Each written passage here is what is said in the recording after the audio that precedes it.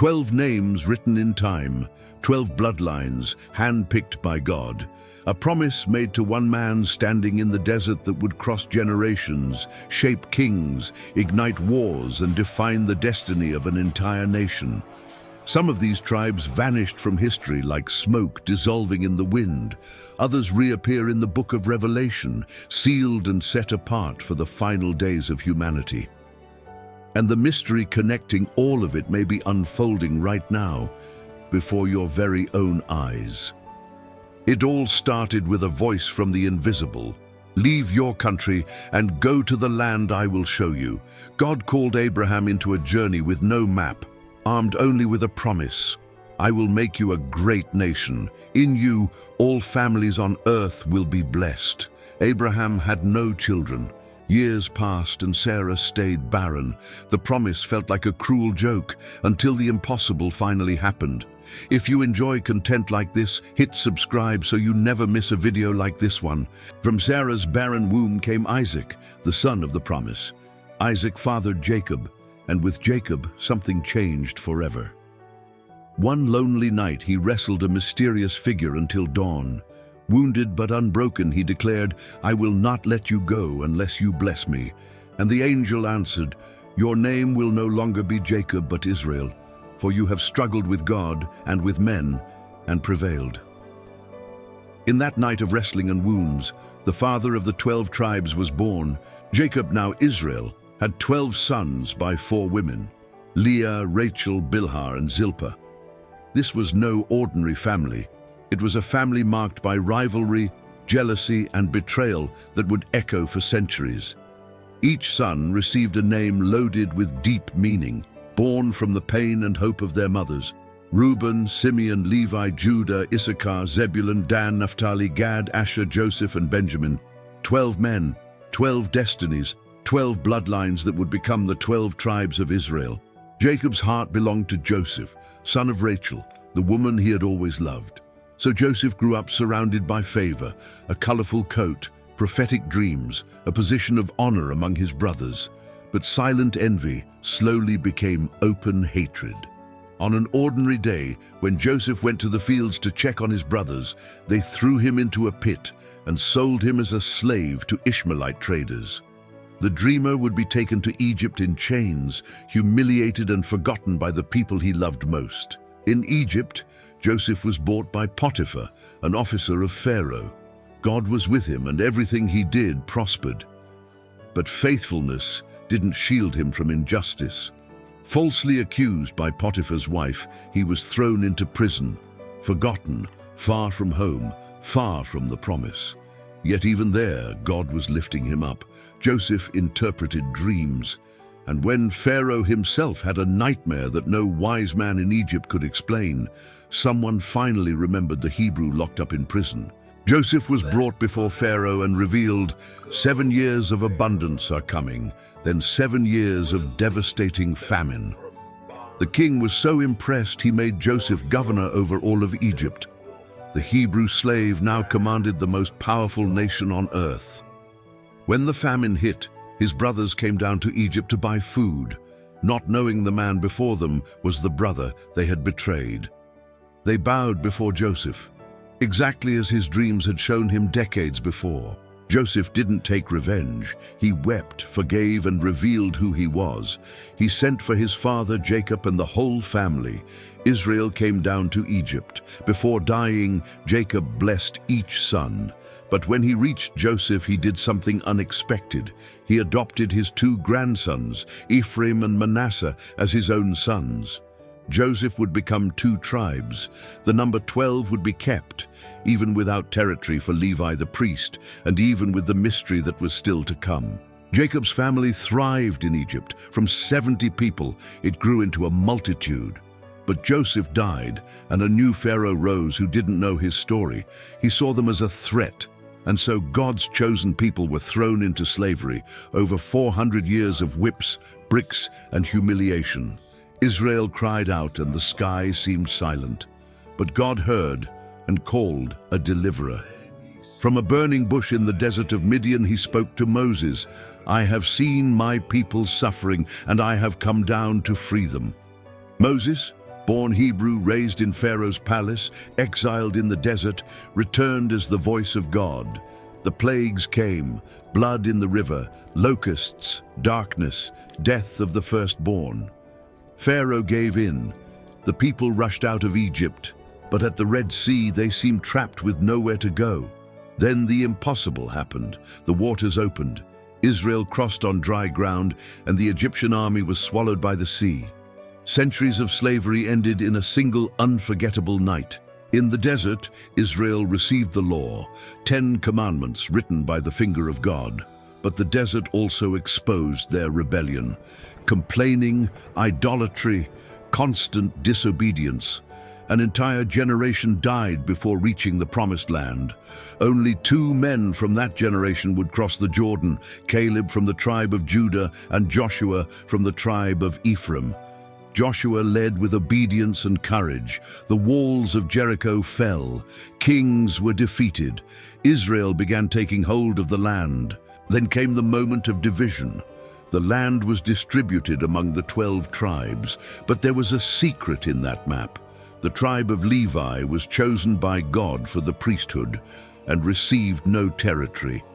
Their inheritance would be service in the temple and the people's offerings. To keep the number 12, the tribe of Joseph was split into Ephraim and Manasseh. So the tribes settled across Canaan, 12 names marking soil of a promise that had taken centuries to finally come true. But unity would be fragile. Before dying, Jacob gathered his sons and blessed them one by one, and his words were prophecies. Reuben, the firstborn, lost his leadership for dishonoring his father. Simeon and Levi were condemned for violence. Judah received the most noble blessing. The scepter will not depart from Judah. From his line would come David the king, and later the Messiah himself. Dan was called a serpent, and his tribe would be marked by the earliest idolatry of all. Naphtali was compared to a free gazelle, a symbol of liberty.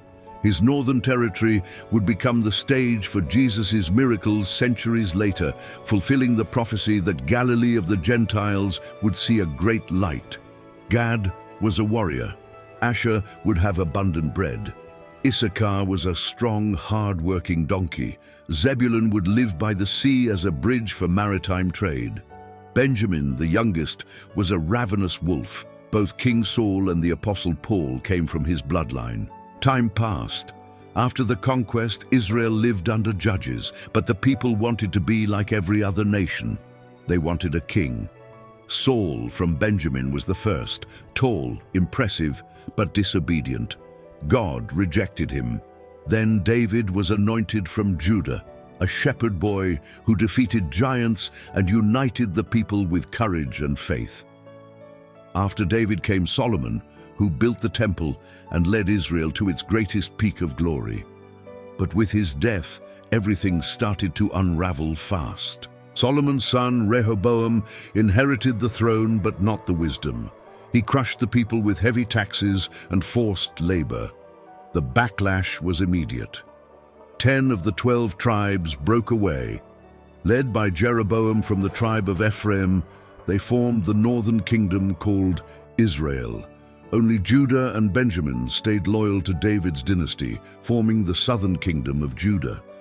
This split was more than political, it was spiritual, and it set in motion a disappearance no one saw coming. The northern kingdom broke away from Jerusalem, the temple and God's established worship. Jeroboam set up 2 golden calves and told the people, "These are your gods, O Israel." Idolatry spread like wildfire. Prophets were persecuted. The northern tribes sank into a growing pit of corruption and sin. Warnings came through Elijah, Elisha, Amos, and Hosea, but they were ignored. Hearts hardened, the covenant was broken, and judgment was coming with no way to turn it back. In 722 BC, judgment arrived. Assyria, a brutal and bloodthirsty empire, invaded the northern kingdom. Samaria, the capital, was surrounded, besieged, and captured. The land was devastated. Men, women, and children were torn from their homes and deported to foreign territories. The Assyrians brought pagan peoples in to resettle the land of Israel. The 10 tribes were removed. and never came back. What remained was silence, ruins, and a question that still echoes today. What happened to the 10 lost tribes? The Israelites deported by Assyria were absorbed. They intermarried with foreigners. Their languages changed, their customs faded, their faith dissolved. Over time they became invisible to history, like smoke drifting away on the wind. Some scholars believe they were fully assimilated and ceased to exist as tribal identities. Others believe remnants survived in distant lands, the mountains of Persia, India, Africa, or even the Americas. But there is something no historical theory can erase. God never forgot them. In Ezekiel, he reveals a powerful vision. 2 sticks, one named Judah and one named Ephraim. And the Lord declares, "Take them in your hand and they will become one." A promise of definitive restoration. One day, the divided people will become one again permanently. The exile wasn't the end of the story. It was a parenthesis inside a plan that no human empire would ever have the power to cancel. In Ezekiel 37, the prophet sees a valley full of dry bones. God asks, "Son of man, can these bones live?" Before his eyes the bones join together. Sinews and flesh appear. The Spirit breathes and an entire army comes back to life. God explains, "These bones are the whole house of Israel." Not just Judah, not just Benjamin, but the whole house, including the missing tribes. What seemed permanently dead would be raised again by the same voice that created everything at the very beginning. In the book of Revelation, chapter 7, the tribes reappear. 12,000 sealed from each tribe, protected, set apart, preserved for the last days. Ancient names that seemed forgotten echo again in eternity. But something mysterious stands out in that list. The tribe of Dan is absent, an absence many scholars connect to its long history of idolatry and rebellion. And Joseph, who had been divided into Ephraim and Manasseh, reappears as a unified name. Eternal choices made in silence. What happened to the southern kingdom? Judah held on longer, carried by the promise made to David. But even Judah couldn't escape its own decline. Wicked kings rose, the temple was desecrated, justice vanished. In 586 BC, Nebuchadnezzar destroyed Jerusalem and took the people captive to Babylon. But unlike the 10 northern tribes, Judah came back. 70 years later, a remnant returned to rebuild and keep alive the flame of an eternal promise that no empire could permanently put out. It was from Judah that the greatest fulfillment of all prophecy came. Jesus, born in Bethlehem, from the line of David, from the tribe of Judah, said, "I was sent only to the lost sheep of the house of Israel." He came to call back those who had wandered far, to restore what had been lost, to gather what had been scattered, not just the physical tribes, but all who across the centuries had drifted from the Father. The promise made to Abraham was being fulfilled from the inside out. Today, there are Jewish people scattered across every nation. Some hold on to their roots, others don't even know their origin. But the promise remains alive. What if the tribes aren't only on ancient maps? What if they're mixed among the nations, hidden in common faces, buried in last names no one can trace anymore? The Apostle Paul wrote, "Not all who are descended from Israel are Israel. The children of the promise are counted as descendants." The promise was never only about biology. The story of the tribes didn't end with exile. They were scattered, yes, but not erased. Forgotten by men, but not by God. The same God who promised Abraham countless descendants is gathering his people step by step, even when the world doesn't see it. Every return to the land of Israel, every Jewish person who came home in recent centuries, every nation that recognized the state of Israel in 1948, all of it is part of the fulfillment of a promise made thousands of years ago. The Bible begins with these tribes and ends with them. In Genesis, they are born. In Revelation, they are sealed. Their names are woven into the end of times, into the plan of redemption, into the final manifestation of God's glory. When John describes the New Jerusalem in Revelation, the names of the 12 tribes are engraved on its 12 gates, not as a historical memory, but as an eternal identity. What God inscribed on the gates of eternity, no exile was ever able to erase. Maybe today you look at the world and see only nations at war, religions in conflict, forgotten peoples.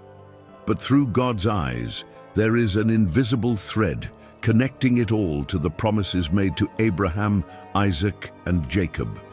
Promises involving the return of the tribes, the restoration of Israel, and the reign of the Messiah. Time is running. What seemed like just an old story may be the exact prelude to what is coming. The King is at the door, and the signs are right before us. 10 tribes vanished in the wind of history, like leaves falling in autumn, but the breath of God still knows every one of them. He never lost the thread, never forgot a name, never abandoned a bloodline he had called. The silence of centuries was not absence, it was preparation. And when God decides to gather what was scattered, not oceans, not millennia, not the borders of empires can stop him. What he promised, he completes, even if it takes entire generations to get there. Have you ever stopped to think this story might be far closer to you than you imagine? What if the tribes are mixed among the nations, hidden in common faces, buried in last names no one can trace anymore? What if you are a descendant, or even without biological heritage, you are being called by God to walk with his people in the last days?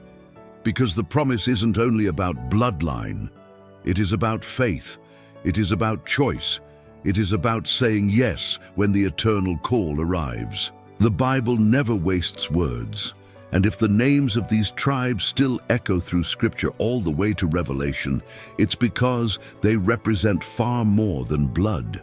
They represent legacy, they represent identity, they represent a story God never abandoned. A story that may be closer to its completion than any generation before us ever imagined. The prophetic clock is running, and the names that seemed forgotten are being remembered by the one who never forgets anything. What began with 12 sons of a man who wrestled with God on a desert night will end with a redeemed people, united under one name, under one king, with one eternal purpose. Not because men were perfect, they were not. The tribes sinned, divided, chased after idols, ran away. But the faithfulness of God doesn't depend on the perfection of men. It depends on his own nature. And God is faithful, even when it takes millennia, even when the world has long stopped believing. Maybe you made it to the end of this video because something in this story resonated deep inside your soul. Maybe you also feel like a scattered tribe, far from home, far from the promise, wondering if there's still a place for you in God's plan. The answer is, in the same scriptures that recorded the lost tribes, God does not forget those he has called. No matter how far you've wandered, how much time has passed, or how hard the world has tried to erase your name, he still knows you. Prophecy is alive, the clock is running, and the names of the tribes the world has forgotten are still written in the hands of God. Every promise made to Abraham still resonates today. Every scattered tribe is part of a plan moving forward, silent, invisible, but absolutely certain. When the tribes return, and they will, it won't just be the comeback of a people.